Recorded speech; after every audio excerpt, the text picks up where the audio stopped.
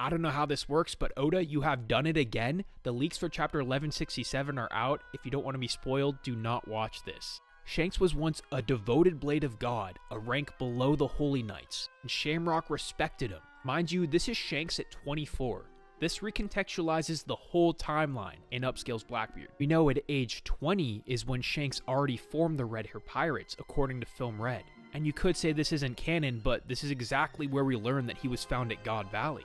We also have Chapter 0, which shows a young Shanks recruiting Yasopp. Being 2 years after Roger's execution, this would make Shanks 17 when he recruited Yasopp. So are the Red Hair Pirates already 7 years old by the time he's a devoted blade of God?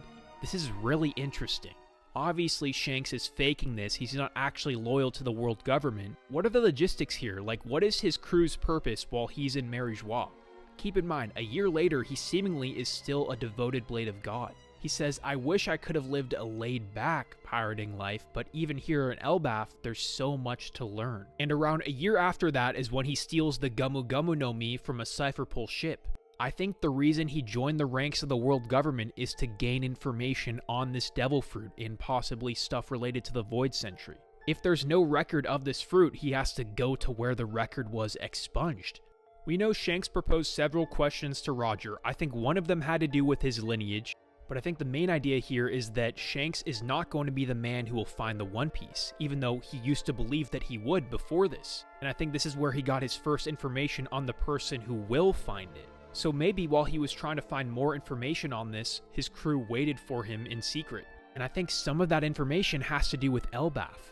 Elbaf not having a concrete idea of who Nika truly was, if he was the Liberator or the Destroyer. This is still where the legend comes from. I think part of Shanks' role is to test the user of this fruit to see if they're a Destroyer or a Liberator. That's why Shanks is happy when he sees Luffy in this Nika form. But it's also why this is when he declares it's time to go for the One Piece. And when he first stole the Devil Fruit is when he officially severed ties with the world government. Or more specifically, this was where he lost the arm that had that mark on it. But I think there is clearly a level to the contract that wasn't discussed in this chapter. The Emu mark. Don't forget about this. As much as I hate to say it, it's always in the realm of possibility.